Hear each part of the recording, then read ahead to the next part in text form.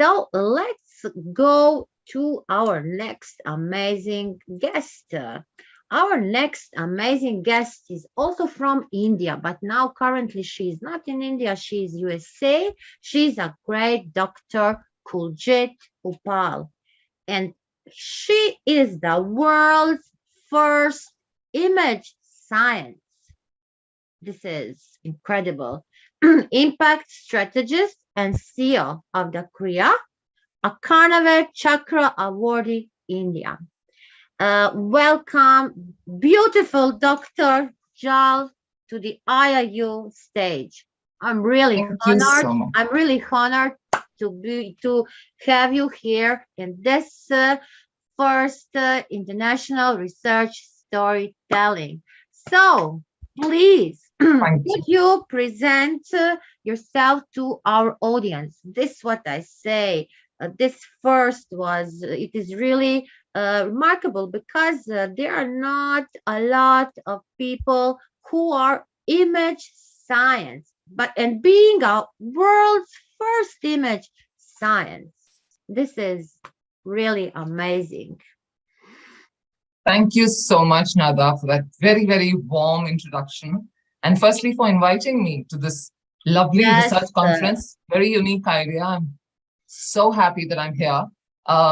For your audiences, good morning, good afternoon, good evening, wherever you are, whichever part of the world. Yes, as you rightly said, Nada, I've just flown into Chicago. So as you know, I'm still jet lagged, in fact. That's why I yes. kind of popped in a little late. I was still kind of coping up with my sleep. So I'm feeling bad that I missed some part of Dr. Samir's presentation, but I think I'll catch up with the video because I'm sure it'll be there on the Dr. IIU Kuiljeit, website. you know what happens? We have a little problems with we lost internet, so I think that we will try to put the parts of the videos to merge Ah, them. Yes, okay, we okay. lost internet. Regardless, no problem, no problem. I'm sure Yes. I'll keep in touch with Dr. Samir and understand more about this beautiful world of metaverse. The little that I could understand was just truly amazing and so exciting. So, firstly, my best wishes to you, Dr. Samir. And Professor Nada, it's been delightful being in touch with you. And my compliments to Piyush Pandit and the entire team at IIU. I remember a few years ago when I met Piyush in Delhi. And I think IIU was just kind of forming up at that point in time. It's been such a tremendous journey. So my compliments to all of you for the wonderful work you all are doing. And I keep seeing there's so much hustle bustle in IIU. There's always something happening. So I'm Yes. so proud of your journey, each one of you. I think it's so brilliant. Coming to what I have to say about myself, I have a little problem trying to introduce myself. It sounds very pompous. So I'm going to try and keep it as simple as I can for the sake of your audiences. Yes, you rightly said I'm the world's first image scientist. I will probably expand on that a little as I move along. My work is in the area of strategic self-management and creating an impact through an authentic representation of yourself, your inner, your outer, your social self, wherein you can amplify all of these three areas, your life skills, your persona, your image, to being a powerful and incredible version of yourself. So, but apart from that, let me just tell you a few other things that I do before I move into hardcore image science. So I started off, actually, I've had a very diverse journey of sorts. I started as a pilot and I loved aviation. So it started there. And then I moved into advertising, moved into media, into IT, education, and ultimately research. It's been a very interesting journey also because apart from what I've collected in these various industries and from corporate, I have about 3 decades behind me in terms of work experience. But what I realized is that, thank goodness, all of that happened because it led me to my journey of research. So actually, I did my PhD much later in terms of researching because there was this little issue in my head, the little bug that kept nagging me as to why is this happening? And that's how research starts, right? You should be so motivated to answer some question that's constantly gnawing at you and eating into your head and saying, why aren't you getting some answers for this? So that's exactly what I was into.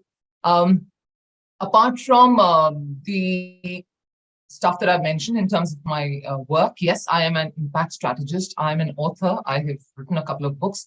Those are the books hardcore for my area. But other than that, educational books, I've written a few hundred educational books. I've been part of the creation of a few hundred educational books in aviation, in travel and tourism, hospitality, personality development, English language learning, customer service, and so on and so forth. So that's been another thing. And of course, as a researcher, you'll end up obviously contributing to research papers and books, etc., etc. I'm also an educationist and I'm an entrepreneur. You mentioned I'm the CEO of Kriya. Kriya is a training and consultancy firm. You are all. You are all. I don't know I'm all or not. Yes, a few things. But yes. I have, you know what, Nada? I was born with a bug in my head, a bug called curiosity. And I think ever since I was a little child, that bug made me so interested in knowing everything around me. That is a problem also at NADA. You know. So there you know. So now you know what I'm talking about. And yes, I know because I'm still trying to find everything is for me. Each one failed. You know, I'm walking from entrepreneurship to the So that's just pretty much anything. And yes. I don't know what I'm going to do tomorrow. I might land up with a new thing. Like really, recently, I'm getting more excited about interior design. So I probably might land up now moving. I never move and discard an area. That's one thing with me, of course. I hold on to it. Like if I want to fly, I'll still fly today. Or I'm still into creative space. I love making my movies. I love doing voiceovers. You love singing. I love. Oh yes, you've seen some of my videos, I guess. Today, yes. Just one little part, a beautiful voice. So that is why I say all. When I see first time Dr. Kuiljeit, I know that this is a woman. I don't have a word for that. For all. Yes. It's been a lovely journey, and like I said, the journey is an ongoing one. So you always have to keep adding to yourself, and that's exactly what I'm doing. So yes, I'm a classical dancer too. I've been performing abroad here and there. I sing, as you've already shared with the audiences. I used to do a little bit of professional singing earlier. Don't get so much time anymore. So I sing because I love singing, as simple as that. And yes, I was into sports. I was a national level athlete at some point in time. I was into javelin throw field events. And yeah, pretty much like, I think I've kind of tried a few things in life, and that's what makes me what I am today. Now, coming to my actual research journey, the image science, which I left halfway through. Now, what was it that brought me into it? I'll share that little story. I think it'll be of interest. Yes, I am the world's first image scientist, and I'm the only image scientist right now, by the way, in my area at this point in time. Though I'm trying to tutor a few people. I know a few ladies in Nigeria and a couple of other countries who have got very excited with my area, and they want me to mentor them for their PhDs in the area. So I'm trying to help where I can.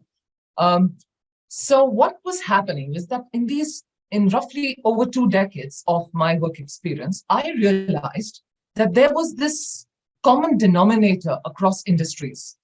And that common denominator was lack of, and this, by the way, was regardless of age, levels, profiles, blah, blah, blah. I realized that there was this huge depravity or, shortage of people with good presentation skills, with good communication skills, with self-confidence, self-esteem, value system, and so on and so forth. All of that was beginning to kind of, create a little lacuna of sorts, a little gap of sorts. And it was surprising for me that it didn't matter. Whichever industry I was going, I always found people still very underconfident, not being able to put out their ideas in the right way, and so on and so forth. That ultimately, my last corporate job where I was sitting right on top of the ladder there, I think I just called it quits one fine day. And I said, okay, this is beginning to bother me. I need to do something. Let me research this. Let me find out, if possible, some solutions. I had already authored many books by then, especially with personality development, like I mentioned. So I knew I had already been always studying. I have this huge bug, like I said, for curiosity, but also for learning. So while I moved along, I have a PhD in image management, but I have I've done my MBA, I've done my master's in journalism and mass communications, I've done my master's in geology, I've done my master's in English language. I've also I'm a psychometric analyst, and I've done quite a few things, and I keep adding more and more. So I knew that I won't be hugely off. The hunch that I had that there is this problem took a good shape when I moved into research, because now I had empirical testing. I was actually doing literature review. I was actually checking out what really is happening in the world and why is this happening, and so on and so forth. So understanding personalities more made me go past a whole study on psychology, sociology, anthropology, semiotics, design, aesthetics, communication, management, and so on and so forth. And it became a multidisciplinary kind of a combination of studies. And the whole science of PRIM, that's what I call it, persona and image management. So the whole science of PRIM emerged. And from there began the journey. It wasn't easy, because when you pioneer something, there is a lot of ground level work that you do, and you want to make sure it works well. So my research was mixed methods. I went into hardcore qualitative as well as hardcore quantitative, so that there is just no room for ambiguity, because I knew I was giving to the world something that is absolutely new and a new science, and then there will be people who will follow through after that. So it took me a lot of burning of midnight oil, lots and lots of falling and stumbling and facing the wall, which we all do during research. But I think I always stood up and I was like, okay, here goes, we start the journey all over again, and so on and so forth. So as I've moved along, I have found myself creating not just the science, but also like I have a certain invention. We've heard of EQ and IQ, right? So I've created the world's first PIQ, which is persona and image quotient. And that's a measure derived from scientific and empirically tested research methodologies. And it's designed to assess and determine the persona and image of an individual. And the reason I thought of this was to help people understand their persona and image, so that they know where they stand and they know how to move forward after that. So, it's related to various kinds of factors to do with your social, psychological beliefs, your preferences, your appearance, your values, your clothing, your styling, your etiquette, essentials, whatever it is, but everything to do with people. It's a great way. It's a good reckoner to identify your areas of improvement in the area. So I think that was something that emerged again as part of the research, and a couple of other things like Premier, which is Prim using expressive arts, wherein I use mediums like singing, dancing, theater, painting, etc., to be able to enhance your image. And this works wonders with people, especially I've seen that the ones who are undergoing chemotherapy, for example. So they lose hair, there is a loss of color, they start getting darker. So there is this huge, cringing when they look at themselves in the mirror. They feel very, it's awful when they look at their hair not being there. And so with them, I employ Premier. So it's getting them to feel good.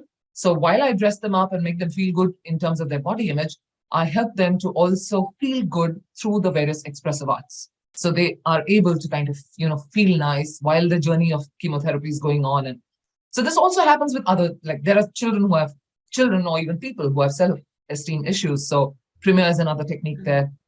I have a thing called PIT model, which is the Primpact integrated transformation model. I have a Tilsom framework. So I've created a number of frameworks. Every year I contribute something new to the area. So the aim is that people who are now looking at the science of Prim have scope to get better and better and better. And of course, since today's topic is about storytelling in research, I have to share this with you, Nada. And I think probably you as a researcher and even Dr. Sami probably will be proud of the fact that I actually did a lot of storytelling in a book of mine called Prim and Powerful.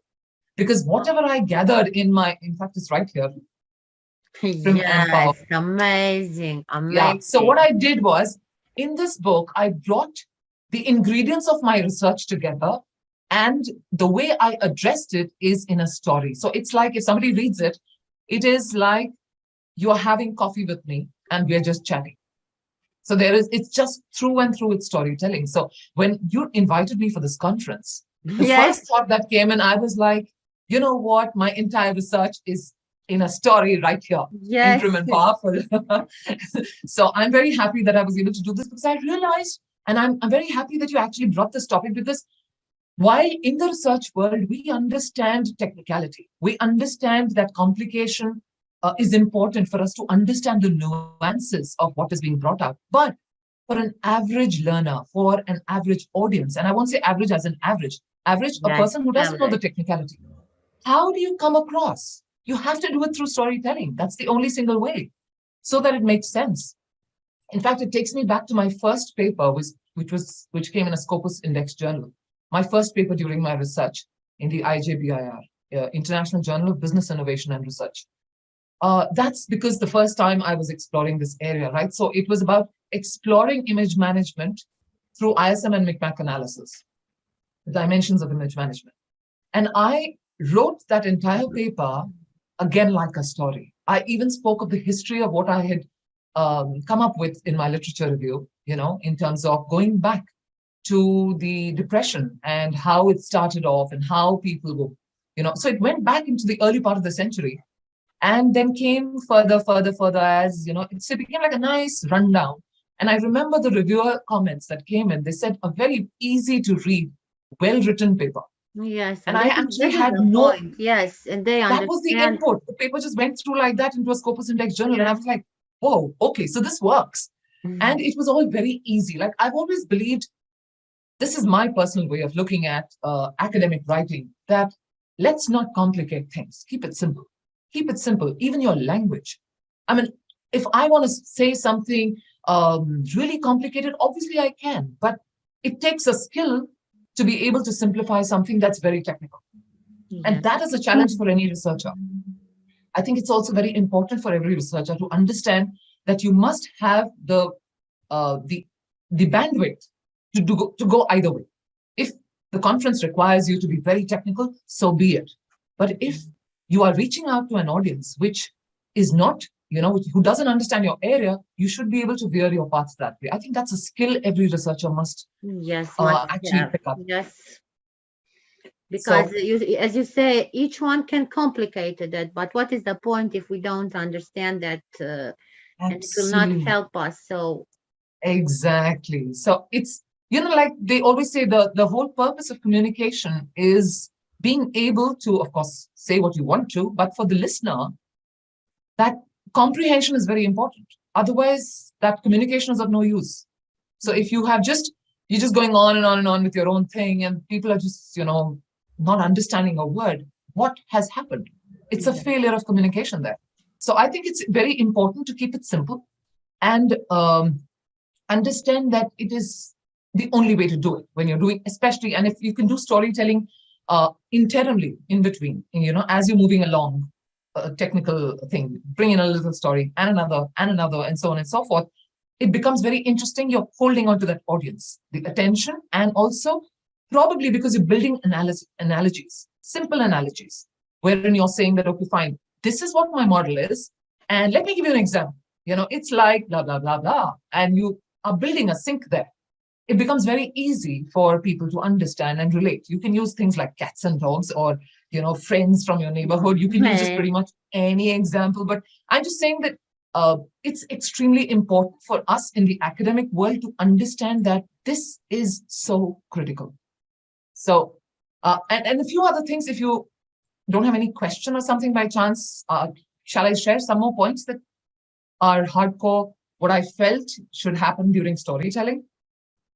Should I carry on another? Yes, you can. Yes, we really enjoy listening to you. Like we all know, Professor Samir, do you enjoy? We don't hear you, but see you are. He's muted probably. Yes. Sure. Yeah. It's so very interesting. Thank you, Samir. Thank you. So I just penned down a couple of points which I just felt were kind of important to mention. So I thought I'll just do that. So storytelling, it is the buzzword today. Everybody's talking about it. But when we are talking of storytelling, we're talking of definitely the ability to condense all your key findings into a nice and cohesive narrative. We are also looking at the structure of a report. We're looking at visual representation of data. We're looking at your delivery of the results, which of course, all of these are very important, but there's more to it. And I think when we talk of storytelling, it is the soul to your research. That's the way I look at it. So for me, research storytelling connects the audience to the research journey, the methodology, the process, the data. It humanizes the numbers or your theme, whatever you've picked up. And it enables the findings to resonate and in turn become very memorable. So it's a huge advantage that we are actually adding to ourselves when we get into storytelling. And good stories, they do more than just create a sense of connection. And I know, Nada, your note to me said that we build connections. And I'm saying a step beyond. They also build familiarity, they build trust, and they allow the listener to enter the story where they are. For example, so let's say I'm giving an example of, when I did my, I ran my questionnaire with a sample size of 600 people, and I went to students of higher education. And then I met this student who said, you know what, I really don't know what etiquette is all about, because we don't learn this in school. And not just him, but a lot of other people mentioned that to me. And I was like, wow, our school system, our education system doesn't teach etiquette. Or for that matter, they don't know about clothing because nobody teaches them how they are supposed to dress and present themselves correctly. Now, when I'm saying this as a story, the listener suddenly enters the story where I'm speaking because he associates with that. So now when he's entered the story there, I have built with him a sense of trust, a sense of familiarity, because he's connecting with that. And now he's opened his mind to learning more. So I feel that connection is there, but it's going further than just the connection. It's gone into a trust element. And imagine it's so important to do that. You're actually sharing something and that person says, wow, I think I want to read more about this. How do I get better? And so on and so forth. So good stories can actually have and contain probably multiple angles and multiple meanings, and they're very helpful because of that in kind of communicating your complex ideas in very graspable ways. It's very easy to pick it up. And I think that is done through storytelling. Having said that, I think some things that one needs to keep in mind, and for all the students who are listening, students of IIU and all the listeners and audience, I think we need to understand that we need to keep this storytelling linear and undeviating, just for the purpose of clarity and simplicity. There's this acronym, right? TLDR, I think that's what it's called. Too long, didn't read. So if you go and make everything a story, people will lose a little track of what exactly you want to focus on. So I think it's important to keep it linear. Keep it pick up what is the heart of your research or whatever you want to project. Highlight those matters and then cut out the rest, cut out the data noise.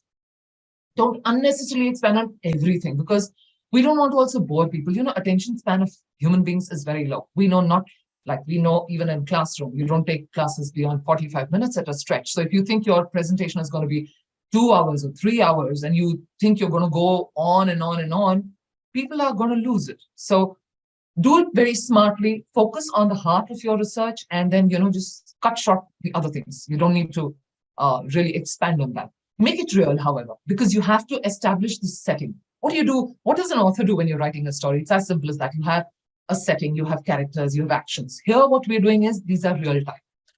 They're realistic ones. They're actual settings that you have gone past in your research, your actual people you have met, and the actions you took.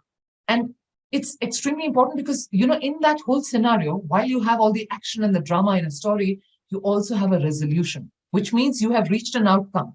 Your research has reached a resolution. So that also has to fit in that whole journey and satisfy the rationale. It has to appeal to the emotional alongside. It becomes very powerful when you do that. When you bring this whole presentation deck of yours and reduce the drama, but add the emotion angle by being linear and connecting. Like I said, you make people enter your story in your own way. So you can make it very compelling. And when it becomes compelling, your audiences find it very easy to understand. They are able to absorb better. So you are getting to the heart of your research. And we're not, as researchers, we are not merely digging into human truths, but we also have a unique role and responsibility of sharing those insights in a way that actually brings in clarity and accountability to even business decisions. So if I have a model that I have created as a scientist, I need to ensure that it gives ample clarity to the person who's listening to me about the model so that he may be able to take action, which may influence a business decision for him to employ, let's say, for his workforce or whatever be the case. So it's very important. And that's why I spoke of, simplifying your reports, eliminate that excess data noise, which normally, it's very natural for us researchers. It just permeates into the research findings. So we have to ensure that while we have our findings that should tell a story that is meaningful and that is powerful, we need to have that potential within us to make it understood and remembered and influence decisions. And obviously, it's a very exciting role, because here you're playing the role of a messenger. It's not about me. It's never about me. It's me as a researcher. It's about carrying the voice of the consumer or the person you have, interacted with as a researcher, and taking it forward to the consumer of that content.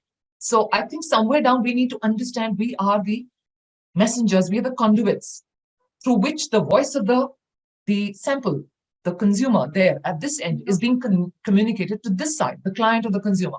So if we perceive it that way, then we have a little bit better clarity in terms of we need to keep it simple and we need to do some storytelling. We can definitely stick with the facts. Obviously, we're not fabricating anything. Your story should never fabricate anything. It should be said in a way that brings out whatever you have gone past in your research journey. Like I said, there's a setting, there's a plot, there's tension, there's conflict, there's excitement, and there's resolution. So say all of that in your report. Ask yourself what you can do in terms of translating your data into a good story, which draws on certain connection points where your listener can enter, and then create that little excitement for that person, and then take it forward to the resolution. So it's a beautiful journey, and I think it'll come with practice. I just try to keep it, as simple as I can make it. Sometimes I think as researchers, we get so involved, it's nice to take a step back and understand what is also a very critical role of research. We need to engage, we need to inform, and we need to inspire people. I think it's very important as researchers to do all these three. And you can always make something look great, right? It may or may not be very robust, but you can make it look great. But we cannot forget the analytics. We cannot forget the ethics of research. We have to make sure that the story we're telling, as I said earlier, we capture all the data, we get the attention, but all of what you say should be supported by great, rich, and reliable research underneath. You cannot not do that. It's very, very important to engage with audiences. I've already shared that earlier, because if we don't engage, they're going to pay lesser attention, and we don't want that to happen. So I think it's a good idea to probably break off into a story right in the beginning so you've captured their attention. I teach that normally in soft skills, because that is the time. Your first engagement with an audience is critical. You've either got them or you've lost them. So if you can start with a story, a little bit about your research. For example, I mentioned about, how I went past my journey, that little problem that, made me get so excited to do this and research it. And then I created this. So it's relevant to my research. I'm not talking of, let's say, a story which has no connection with my research. So even if it's something personal, but it's kind of connected or interwoven with my area of research, your story has to be credible, has to be valuable, memorable, insightful, all of this, and of course, informative. So you cannot have claims that have no backup, right? You have to have credible evidence of what you say. And mind you, nobody wants to see millions of pages of evidence. They want to see probably a little bit. So that's where you have the heads up on be creative, be logical, design it carefully, and get it out there in the form of a great, compelling story. And one more thing, human beings understand very nicely when you are presenting, let's say, a structural problem using numbers versus actual people.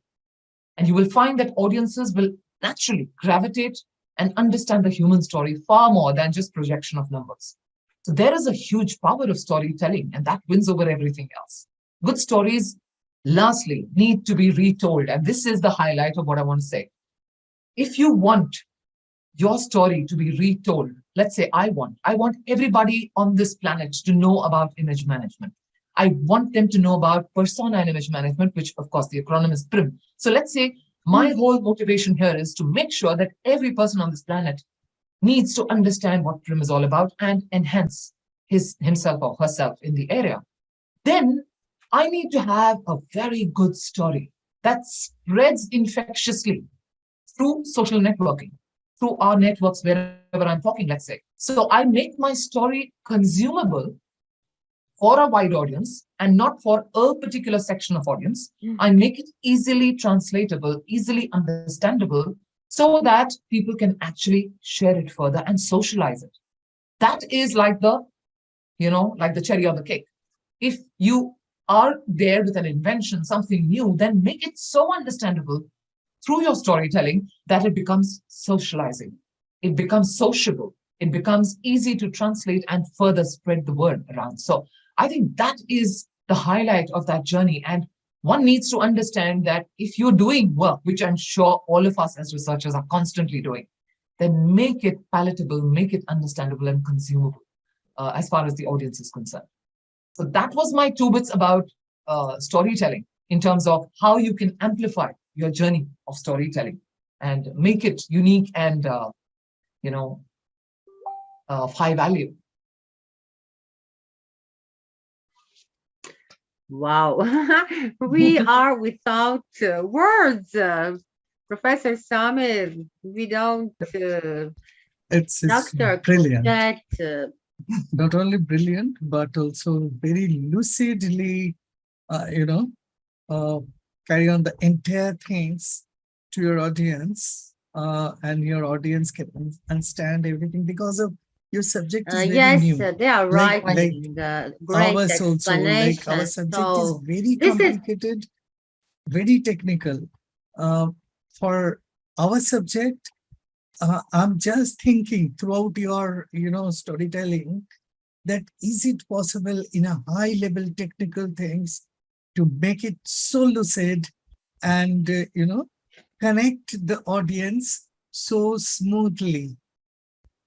Right. It's So very difficult. It's very yeah, difficult. you know what you did, Dr. Samir? You entered. I had a data point. I said about entering, you entered the talk. And that's the first sign. You have started now trying to look at how best you can employ these things in Metaverse alongside. You can feel free to connect with me. I can try and help you out if you want at any point in time where you believe that, you want to add a little bit of, shall I say, translational ability in the more creative space. Where you can create a little bit of, magic there of being able to make sure that the consumer of your content is actually understanding what, what your complex things are all about. So, and like I said, what I've given is the larger perspective, but it comes with practice and it comes with a little bit of thinking, of course. But once it settles in, it'll become part and parcel of the game. And I think, yeah, and I think, in fact, in today's world, right, I think the CS area, which has so much of research work constantly going on, they have also been looking at doing a lot of storytelling, but they do it differently. So it doesn't mean it always has to be one particular style, but it can be done. Like I said, you have apples and oranges, you have cats and dogs, you have something, you can create your own fictitious areas of avatars, as you mentioned. You can have some fictitious story avatars, and every time go back and use that avatar and say, look, okay, now this avatar represents this. So if he were to do this and utilize so and so function, what would he think of? What would he do? So what you're doing is you're again doing storytelling and making it simplified, in one way. And there will obviously be a rationale that you're going to attach because it's very technical. There will obviously be some data. We're not saying don't present that. What I'm talking about is doing that, but in a very smart way, being able to intersperse storytelling along with the technical thing, and in such a way that becomes easy to understand. My father was also an aviator. I remember starting off at some point in time when he was my guru in aviation when I was still learning how to be a pilot. And I remember him coming up with a basic question like, what is east?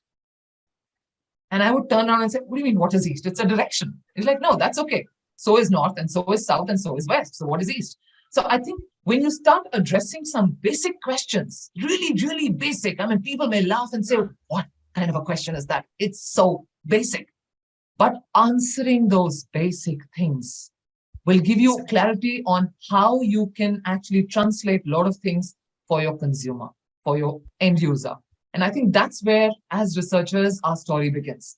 Because each one of us gets so involved in the confirmatory factor analysis, doing, your Friedman tests and your normality and your, all of your tests and your, technical jargon, that we forget somewhere down the line that there is actually a simplistic approach that can be pursued when we are presenting our data. Now, if you're going to a research conference, I would understand, obviously, the whole profiling changes. You have to know where to do storytelling. You can't be doing too much storytelling when you have just 10 minutes, and we all know that when we present research papers, right? You have a 10-minute, talk, you're going on, you have to be right there. But when you're reaching your end user, that's why you have to understand the relevance of storytelling in regard to the audience that is actually going to reach out and listen to you. So if you've lost it there, then of course you're going to be off track. In a research conference, you cannot do so much storytelling. Maybe the first minute or 2 minutes. Because we don't have time. There's no time. Yeah, and there's no time, exactly. And maybe when you're just talking of the analysis and how you arrived at it, a little storytelling then, and you close it right there. But largely speaking, when you're talking to a big audience or specifically your business clientele, there, I think it's important to keep breaking off into stories and use somebody, have a hero or heroine in your movie, in that little story. If it's not you, it could be a client who doesn't mind being spoken of. Sometimes you can take permissions and say, do you think it's okay if I'm going to tell my client about your experience and, elaborate a little bit on that? And he might just say, yeah, sure, you can just do that. So you could use live people, because that's the best. Like I mentioned earlier, that when it comes to numbers versus actual people, the audiences just simply gravitate and say, okay, fine, what was that person's approach? You say that he came from, let's say, an education background. So what was his idea about this? Will it work there? Your clients will get involved right there, or the end user. So I think it's important to just understand perspective and the appropriateness of where you need to do storytelling and what quantum of storytelling you need to engage in. And I think it's going to work out. I don't believe that it doesn't, because I, for one, have definitely believed, even in my motivational talks, because I'm also a motivational speaker, I always start with a story. I have plenty of stories. And thanks to all the wonderful people that I have met, there's always somebody's story that has so much of beauty and translational quality that you can just take off right there. So I think interaction with people, especially, like, let's say, Dr. Samir, for you, for example, I mean, y'all are creating something so beautiful and for the world outside. So I'm sure with all the interactions, for example, that you would have with people, your clientele or prospective clients also, you would have some takeaways. So I think it's very important to capture those takeaways every time somebody interacts with you, whether it's their question, whether it's their concern, or whether it's their response to what you're making. And say, okay, fine, how can I convert that into some kind of a storyline and use it that the other day I met so-and-so person, XYZ, and he said, Dr. Samir, you are doing a great thing, but what about this angle? Have you thought of addressing this angle? And that was an Einstein moment for me. And I was like, okay, great. So we have now addressed this issue. So what have you done? You've done a storytelling for just 30 seconds by quoting someone, but you've captured the audience's attention one more time by just even citing someone and his query as, being of value to you. And that's why you did that work and you can come up with this. And then you can end it with, so I'm going to go back to person XYZ and tell him, you know what, thank you so much for actually coming up and giving me that thought wave, because today metaverse has just got better because of him. So thanks to him and such contributors. So the audience is now respecting somewhere down that Dr. Samir is a very human, real person right here. He's not all about the science of metaverse. Yeah. He's connecting. He has value for what responses we give and so on and so forth. So I'm just giving an example, Dr. Samir, because you're right. I mean, I can. but it is, Dr. Kuiljeit, yeah, this is a hypothetical scenario. I'm sure he's understood all. I'm like just using him as an example right now. But yeah, so that's the way storytelling should be interwoven with your research ideology, with your presentations, with the work you do. And like I said, I think as researchers, we have to understand that we don't over amplify our presence. It is not about us. It is about the journey of taking what you have gathered in your research to the end user. You're just the conduit. You're just the messenger. You're just the carrier of that information. So let's not make ourselves over important, because we are not over important, but we have to ensure that we do justice ethically to what is to be conveyed from this side to the other side. I think that's very important. Great discussions. Thank you. Professor Yeah, Samir, yeah. are you happy today to be on the IIU stage with two ladies? Two beautiful ladies. Okay, I didn't. And you Thank say you. It's a the great word, concept. See, if I go to Dr. Kuiljeit and ask that, see, we are absolutely in the highly technical things, how to make it lucid. I seriously thinking these things for long, that it should be very, very, fluid kind of a things. People will understand, and she will charge us fees. But today, she did everything free of cost. That's the takeaway for me, isn't it? I will do it That's free the of cost great even otherwise for you. Don't worry about that. Even if you connect with me later, that's fine. Okay. That's a So great idea. the world Seriously. connects. As I said, I know today I connect Dr. Kuiljeit, you, Professor Samir, and me. So this is that we together can make a lot of things, and learning together, sharing. Dr. Kuiljeit is from the first my day when I met her, I said, this is an amazing woman. And I said, Nada, there are not so many women like her. She is really unique, really Thank unique. you. Thank you. So are you, my dear. So are you. I think Exactly. I think it's very nice that today, whether it's the gentlemen or whether it's the ladies, but we see so many people across the globe with so much of potential, and it's out there. So Yeah, I'm yeah. so inspired by everybody. I'm inspired by Dr. Samir right now, by you, Professor Nada. And I just feel, because every time I see someone sharing something, I'm like, how nice, how beautiful. And I Yes. think in this today's age, I think everybody must kind of reach out, appreciate each other's work, and be open to learning, because there is so much that you can get from every interaction. Yes. And That I is think we not. should work with closed minds, because you're hampering your own progress in life by doing that. And that is what I Exactly. always said. Like social medias, I'm not posting something to say Nada make this. I'm posting that because I hope that someone else will be motivated, inspired by that thing, and do that. And say that is not the thing that what I am doing. I want to see that people maybe today we have now storytelling. So today our session, and this is really special, and this is not visible, and this is new, and we are talking here, and as we know that we need to do this storytelling, everything on a very simple way, and today we are here, and this our conversation is so simple and clear.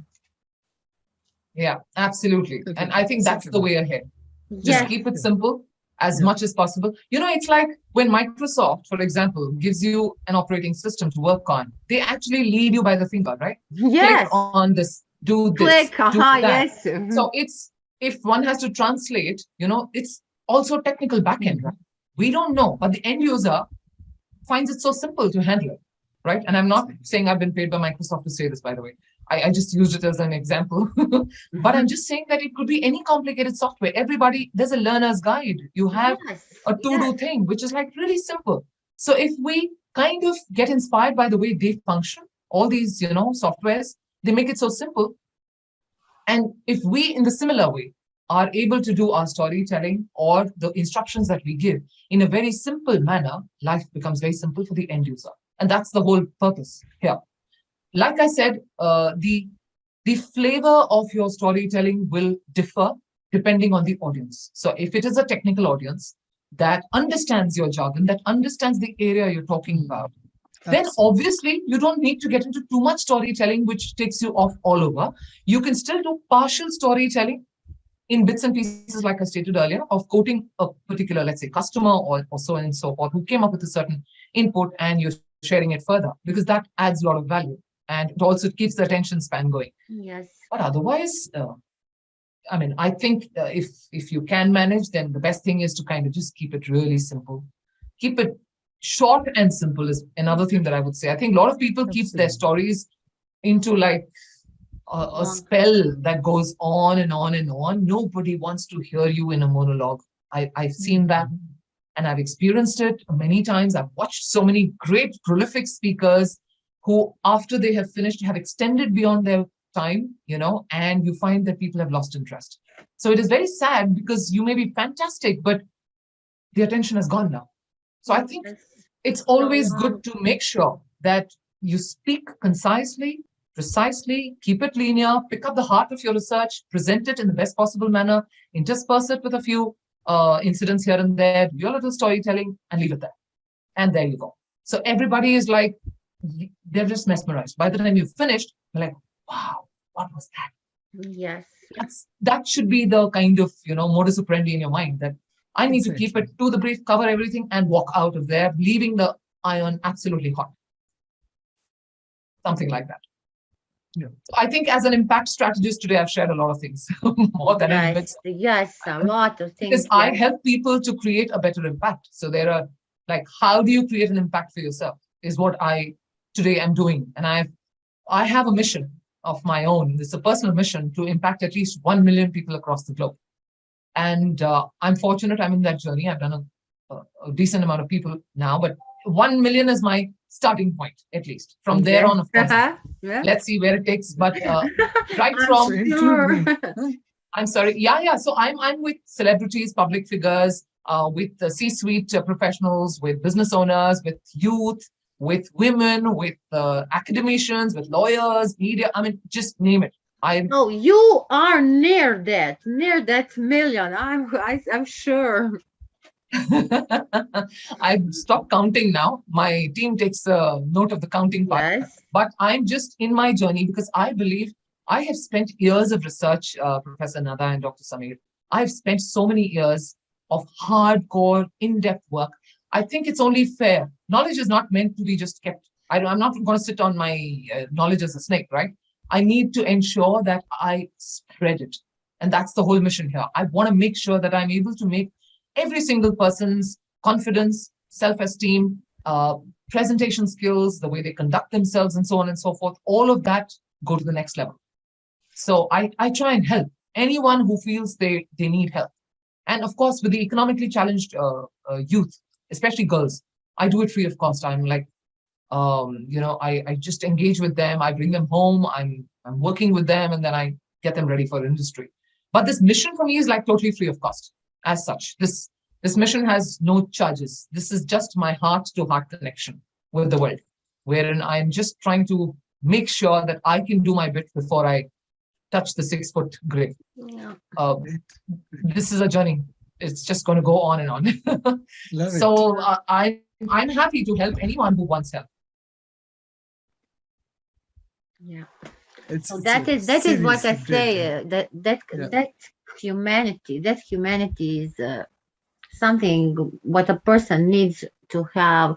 I think what knowledge, what skills, what everything, if you don't have that. So we are listening today, our amazing Dr. Kuiljeit. She's the one person who is doing this business, and she is giving this for the free. So what to say about this? Someone will took the whole world, the billions, trillions, millions. I don't know how much will be the cost of his knowledge if he would have that what our Dr. Kuiljeit have. So No words, Dr. Kuiljeit. No Thank you. words. Thank you, Yes, Nada. because Thank you I so say much. someone will, he will say that is $1 billion. Because you have something what nobody don't have, and you are the only person on the world who is doing that and doing it great and also doing it free. So what to say? There is no world, no world. We are really Thank you. proud on you. Dr. Samir, you see what woman we have with us. We are so happy, honored, grateful, because that is not today's reality. That's so kind of you, Professor Nada. That's really kind of you. I just believe that we are in this life, like God has sent us here, not just to make money. In fact, it's never to make money. It is to build connections. It is to do what you can as a good human being for people. Yeah. So Yeah. for me, in whatever little I have learned in life, I just feel there is a time you start giving back to society. And that's why I left that entire, my corporate life and all of that. You're making all the money, you're in the zenith of your career. And then suddenly one fine day you have that calling and you say, okay, time to give back to society. And I just quit all of that. And I was like in this new journey. And I think I can only speak for myself. I mean, each one to their own here, but I believe the kind of happiness and satisfaction and the gratitude that I feel in terms of whatever blessings I've had is so much that I don't know. It's like sometimes I get emotional with the amount of blessings I've had, that I've been able to do my little bit. And every time I interact with someone, when I'm doing my one-on-one with them, or I go into group trainings sometimes, and I find these little children come up and give me this tight hug and say, thank you, ma'am, you have changed my life today, and you have made me feel so nice, and I want to do Yes. this, and I want. It feels so nice. You can't even compare that with $1 million, Yes. because that Yes. is the biggest takeaway in life, and that is so beautiful. Every person, and I know because I engage with people on a daily basis continually, and I know that every time, and I see people they come weep and sob in front of me. There are people, they're so emotional, they just feel so nice, but they don't realize that whatever they are feeling, I feel that 10 times more for them. Mm. And I feel so blessed at that point in time that I'm doing that for all of them. And I'm just an instrument of God. I think I'm the force of God in one way today in whatever I'm doing. And I just want that journey to be as blessed and as pure as I can make it for people around. So thank you for your best wishes and Yes. Yes. all the nice things you Really, said. really honored. So now in USA, what's Dr. Samir, Nada, Mhm. as a little child, lived also in Chicago. I was in Chicago till I finished the primary school, and then I came to Croatia. So you see I'm in your city. how the ways are very, very strange. Yes. In fact, when you wrote to me about this particular conference, I was already on my way in to US. At that point in Yes. time, if you remember, we were interacting, and then you shared for 12 years you've been there. And I was like, Yes. wow, that's a lot of This time. is I always say you meet all peoples. There is Absolutely. the reason there, because you see me in Croatia, now Dr. Kuiljeit USA, Dr. Samir India. So we find each other with a reason, not a reason money reason or something, but we have Hmm. a feeling. No, I So love to. I yes. love to, because of in today's world, I think that collaboration is the key word. Absolutely. If we Absolutely. have a proper collaboration, it will take you to the maximum height. That's true. So that's That's that's the interesting part of it. that's Let's true. see. Let's see how to Yes, but go ahead and Dr. organize. Samir, Yeah. I search, I think, I always find special people. That is because not Dr. Kuiljeit is not. Uh, I don't have a word to explain that, but I know what I think in my head. Very special, unique people. Thank you so much. She- So kind she- of you. She So kind of. already told that she's from the God. So Yes, and Dr. of course, Samir also. Dr. course. Samir also. First day when I met him, I know no, that I'm he's a very, really very technical special guy. and unique. No, I'm seriously, what is the difference between these two speakers? I'm absolutely technical, and I always calculating 1 + 1 is 2, and 2 + 2 is this. She is doing basically what is 1 + 1. It is not 1 + 1. It is a different life in this work, that to give something to the people, and another life is inside the university. Makes it. This one is my internal part of it. So both the guys are looking the entire part in a different eyes. That is one of the biggest difference between us. Yeah. We love mathematics. We love that thing, that metaverse and all these things is what? It's a hardcore engineering. I'm trying my best to make it very simple. If you go through my presentation, I told Professor Nada to you also that I'm trying in my entire presentations without any technical jargon, because I'm thinking that it will go to the world. So I am not putting any technical part of it. It's difficult. It's very difficult to do that. Like It's I very said, difficult. yeah, absolutely. And I showed you this book, remember? I don't know if you can pick up a copy, it's on Amazon. You will realize that you will not think it's a science that's actually brought into this. It takes effort, it takes a certain skill, which can be cultivated by pretty much anyone.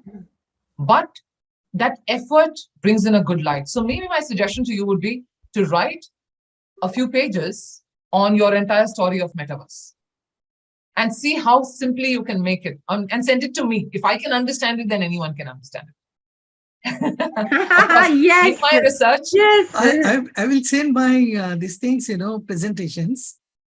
Whatever. And I mean, told but you. Yeah, no, I told but you that. presentations. Yeah. So, but presentations is, you know what? Where the catch is, there are bulleted points there. What is Dr. Samir going to talk about? So you're writing the same talking part. So now that communication will show how much of, simplicity you've brought in. Now, you just mentioned 1 + 1. So I'm also, like, I'm a pilot. My physics, maths has been my core area, right? And in research, we all know how much of, like, I've done quantitative as well as qualitative. So I've done both. And there's a lot of maths, there's a lot of statistics. All of that happened while I was doing my research. So that's why I said it's a skill to be cultivated, to keep it simple. I know it seems like a very tedious task, but it is possible. Because I myself testimony to that. To be able to simplify so much of complexity, like I just shared, I think a while ago, where I was saying that, okay, if I had to probably talk of my, correlation and regression results, or my CFA results, or factorial ANOVA, the Friedman test, the blah, blah, blah, blah, all of that, I would have achieved that, but I would have lost my consumer, because he would not have understood anything. That's there in my thesis. Exactly. So that's part of my thesis. People who understand what a thesis is supposed to look like will see all the mathematics there. Yeah. But here, I have to speak English, and I have to speak the English which is simple for people to consume. So I think that mindset has to slowly, kind of be cultivated, like I said. And for me, thanks to my book, that mindset got cultivated. Like, I took it up as a challenge for myself that I wrote this book in about 20 days. And my entire thesis, I would say, in the most simplified manner, has been brought in here.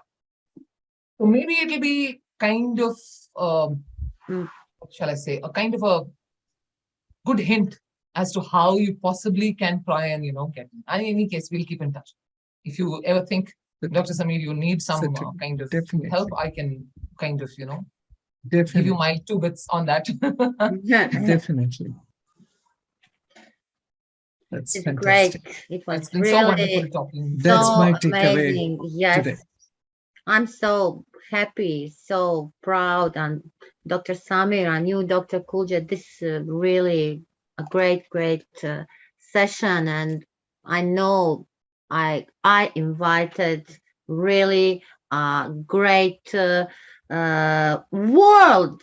I can say on the world, the first person who are doing, and Professor Samir in metaverse, you in this image science. So this is really special.